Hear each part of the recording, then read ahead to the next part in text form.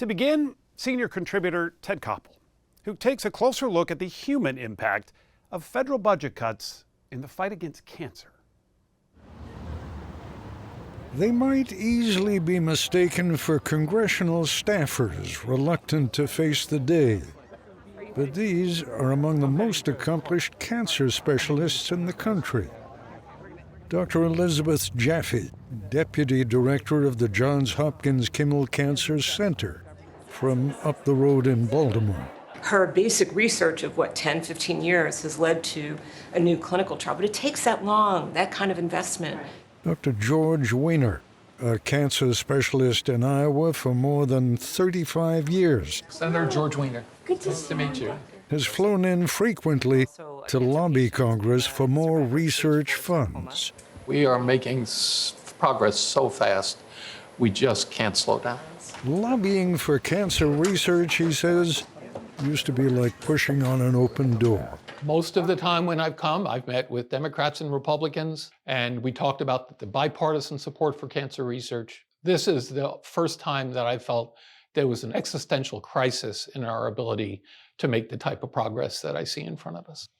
These days, the conversation is all about thousands of layoffs, delays in research, massive budget cuts, close to a 40% proposed cut in funding for the National Cancer Institute.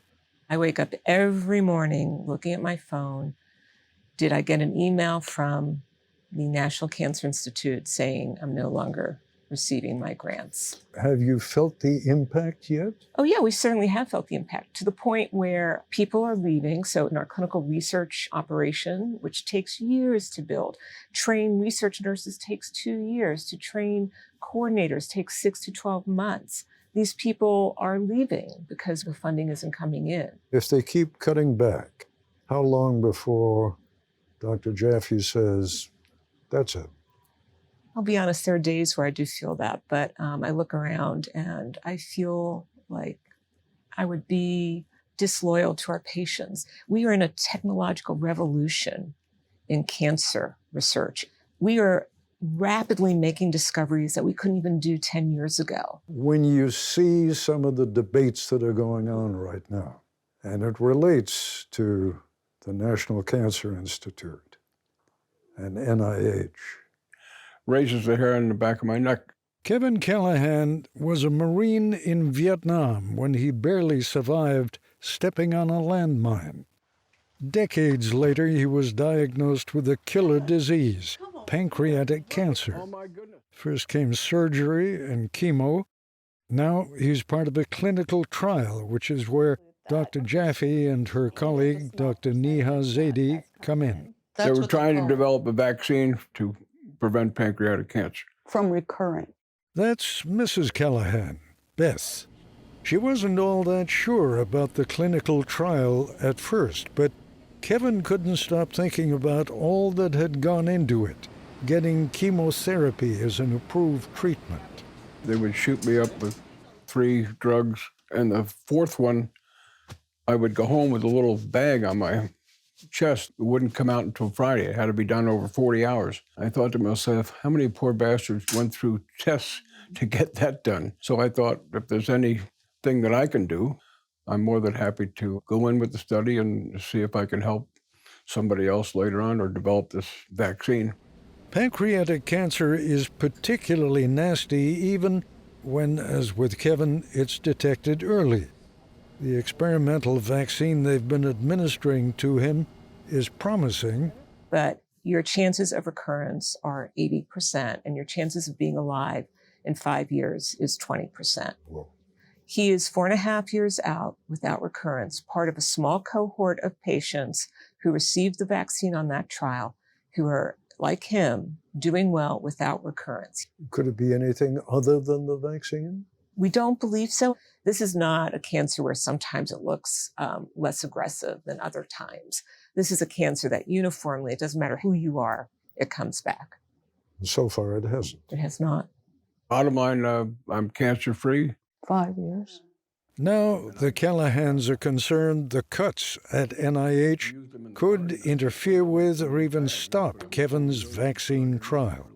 They claim that they're not cutting back on any of the science, on any of the people who are really doing the research. I don't believe that for a minute. yeah. But if I say to you, is it worth the money that the American public is investing, the tax money? What price do you put on life? It's our lives. It's our children's lives. It's our grandchildren's lives. What price do you put on that? There. We're not just talking about cutting funding to individual research programs. We're talking about NIH, which is a gift that we have had in this country for decades. Why would we give that up as a country? Located just outside of Washington, D.C., the National Cancer Institute is the crown jewel of the National Institutes of Health. It is also the most expensive. The National Cancer Institute, its budget last year, $7 billion? I believe that's the number. That's a lot of money. Well, Mary Lasker, who was a brilliant woman and a force of nature who worked with Richard Nixon on the original war on cancer, would say, if you think research is expensive, try disease. The administration is proposing cutting that $7 billion cancer budget down to about $4.5 billion. Dr. George Weiner thinks that America's widely recognized position as the world's leader in medical research is at a tipping point. How much time do we have before the money is insufficient to do what you need to do? Well, progress is going to be proportional to investment. So progress is not going to totally stop if funding drops dramatically. The more it drops and the longer it drops, the slower progress will be. But that's not the case for patients. Our job as researchers is to bring those advances to help those patients as soon as possible, because those patients can't wait. That would describe Natalie Phelps' dilemma to a T. Natalie has stage 4 metastatic colorectal cancer. She and her husband Jeff live out in Washington State. We have one boy, one girl, and a giant German Shepherd. Very average American. And I had always hoped if I needed a clinical trial, I was like, I'm going to get to the NIH. I'm going to go to the top place in the world. Natalie was invited to NIH for testing to determine if she qualified for a promising breakthrough immunotherapy treatment that has shrunk tumors in about a quarter of the patients with gastrointestinal cancers.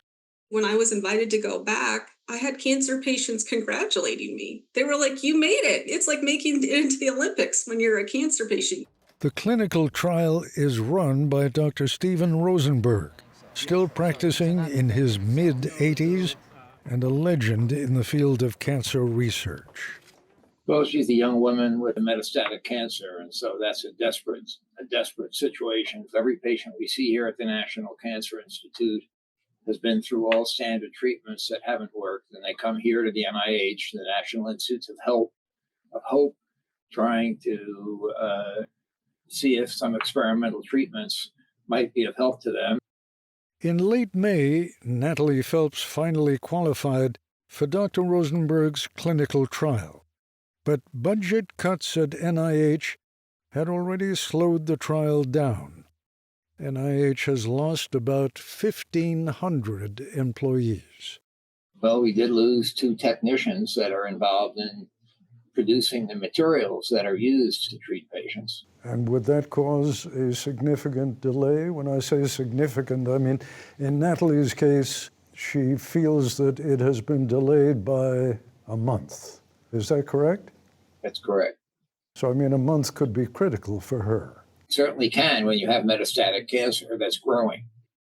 That 1 month delay means Natalie's specialized immune cell therapy won't be ready until late July. I don't even know what seems like an appropriate question. You must be devastated. Well, yeah, Ted, I was diagnosed in 2020 during COVID after giving birth to my second child. And I had to spend the first bit of my child's life changing diapers and doing bottles with a chemotherapy pump attached to me. I've done 48 rounds of chemotherapy. I've had multiple aggressive surgeries and radiation, and I have been in treatment for 5 years, hoping that I can raise her, but at the very least, let her have a memory of who her mother was. I have endured so much, and now I have another hurdle just because of funding cuts. I mean, my husband and I can't believe it. When is cancer political? In a recent online statement, NIH Director Jay Bhattacharya pushed back on concerns about budget cuts and employee layoffs.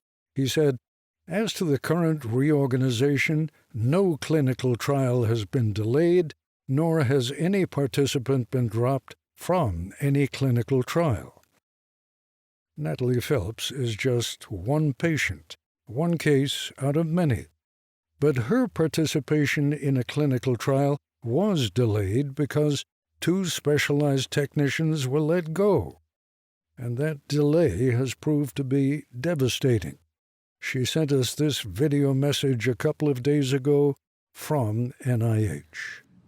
Got all my test results back today. I didn't pass. I have several new brain tumors, and it's not safe for me to participate in the trial. The earliest I could get back here for treatment would be about 6 weeks after having the tumors radiated, provided the radiation's successful. So I don't know. It's a long time. As for the budget cuts that caused the layoffs, that produced the delay, it probably won't help much to learn that they were nothing personal.